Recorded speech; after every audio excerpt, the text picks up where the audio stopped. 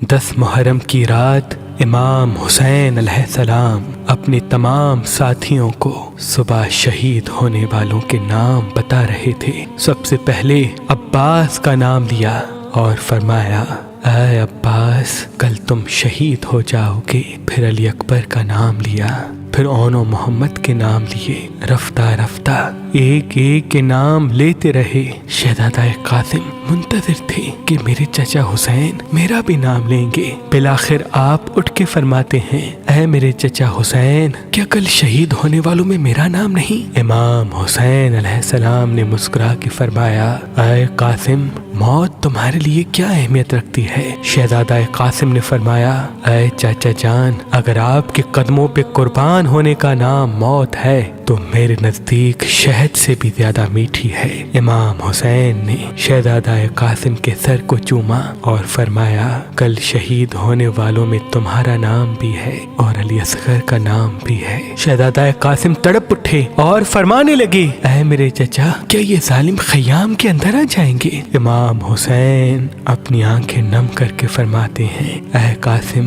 میں خود فوج اشقیا کے پاس اصغر کو پانی پلانے کے لیے لے کے جاؤں گا اور وہاں یہ ظالم تیر مار کے شہید کریں گے۔ بس رات ڈھلتی ہے، 10 محرم کا سورج طلوع ہوتا ہے۔ ہر ایک شہید امام حسین کے قدموں پہ قربان ہو رہا تھا۔ بی بی ام فروا دیکھے کہ اس کا بیٹا قاسم اپنے سر پہ ہاتھ رکھ کے زور زور سے رو رہا ہے۔ بی بی ام فروا قریب گئی، اپنے بیٹے قاسم سے فرمایا، اے میرے شہزادے رو کیوں رہے ہو؟ شہزادہ قاسم فرماتے ہیں، اے میری ماں صبح سے لے کے اب تک جب بھی میں چچا حسین کے پاس جاتا ہوں کہ مجھے میدان میں جانے کی اجازت دیں، آپ فرماتے ہیں قاسم ٹھہر جاؤ، رک جاؤ۔ اے میری ماں آپ چچا حسین سے کہیں کہ مجھے میدان میں جانے کی اجازت دیں۔ بس جیسے ہی شہزادے نے یہ فرمایا، بی بی ام فروا کو امام حسن کی وصیت یاد آئی۔ آپ نے کہا، اے قاسم تمہارے بازو پہ جو تعویذ باندھا ہے اس کو کھولو، کیونکہ تمہارے بابا حسن نے فرمایا تھا کہ یہ تعویذ قاسم کے بازو پہ باندھ لو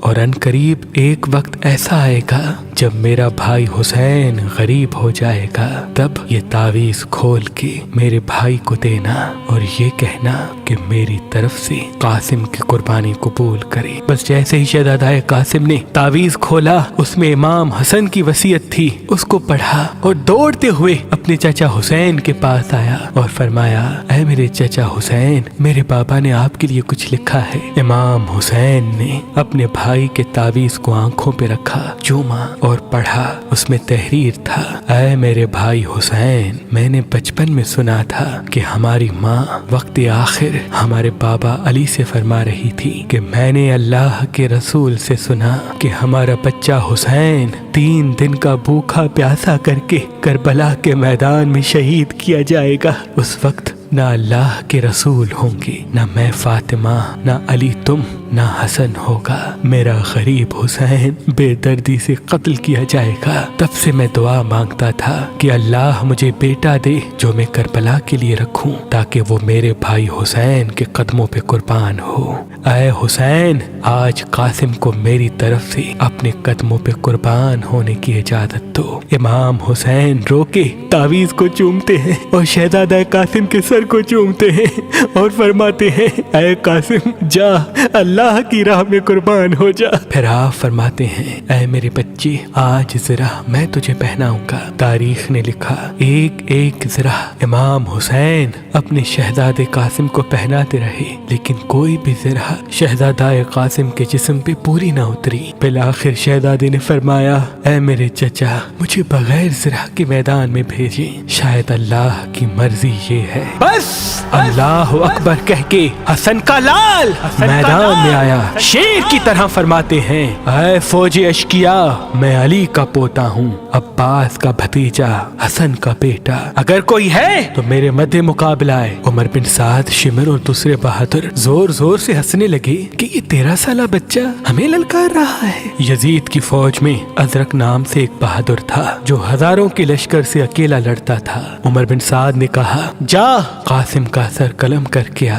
وہ ہنس کے کہتا ہے کہ اس بچے سے میرا کیا مقابلہ، اس کے لیے تو میرا بیٹا ہی کافی ہے۔ تاریخ نے لکھا اس کا بیٹا گیا، شہزادہ قاسم نے ایک ہی وار میں اس کو فنار کر دیا۔ وہ حیران ہو کے دوسرے بیٹے کو بھیجتا ہے، وہ بھی فنار ہوا، تیسرا بیٹا بھی فنار ہوا۔ جب اس کے سارے بیٹے مارے گئے، وہ ازرق میدان میں آتا ہے اور جیسے ہی پہلا وار کرتا ہے، شہزادہ قاسم نے یا علی کہہ کے ایک ضرب ماری، وہ زمین پہ گر کے تڑپنے لگا۔ عمر بن سعد نے کہا یہ علی کا لال ہے، جاؤ سب مل کے حملہ کرو۔ بس ایک 13 سال کا بچہ اور ہزاروں کی فوج نے مل کے حملہ کیا۔ کوئی سامنے سے وار کرتا ہے، کوئی پشت سے وار کرتا ہے، کوئی دائیں طرف سے تیر مارتا ہے، کوئی نیزے پھینکتا ہے۔ بس ایک گرز شہزادے کے سر پہ لگا۔ شہزادہ گھوڑے کی ریت سے زمین پہ آیا اور آواز دی، چچا حسین میری مدد فرمائے۔ امام حسین جیسے ہی میدان میں آتے ہیں، مشرق کے گھوڑے مغرب کی طرف، مغرب کے گھوڑے مشرق کی طرف دوڑتے ہیں۔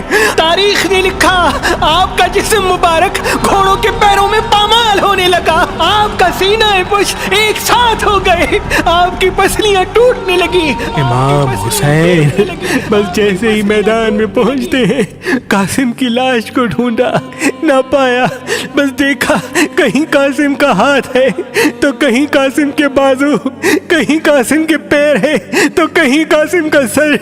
اپنی ابا میں اپنے بھائی حسن کی نشانی کو چنتے ہیں، بس جیسے ایک باغبان پھول چنتا ہے، ایسے امام حسین نے شہزادہ قاسم کی لاش کو کربلا کی زمین سے چنا، گٹھڑی باندھی اور خیموں کی طرف بڑھنے لگے۔ اور وہاں بی بی ام فرواہ خیمے میں منتظر تھی کہ عنقریب میرے بیٹے کی لاش خیمے میں آئے گی۔ جیسے ہی امام حسین آئے، بی بی ام فرواہ نے پوچھا اے میرے بھائی، میرے بچے کی لاش کہاں ہے؟ امام حسین نے گٹھڑی کو بی بی ام فرواہ کے سامنے رکھا اور کھولا۔ بی بی سر کو پیٹ کے کہتی ہے اے میرے غریب قاسم، تو نے اپنی ماں کا حق ادا کر دیا، مجھے بی بی فاطمہ کے سامنے سرخرو کر دیا۔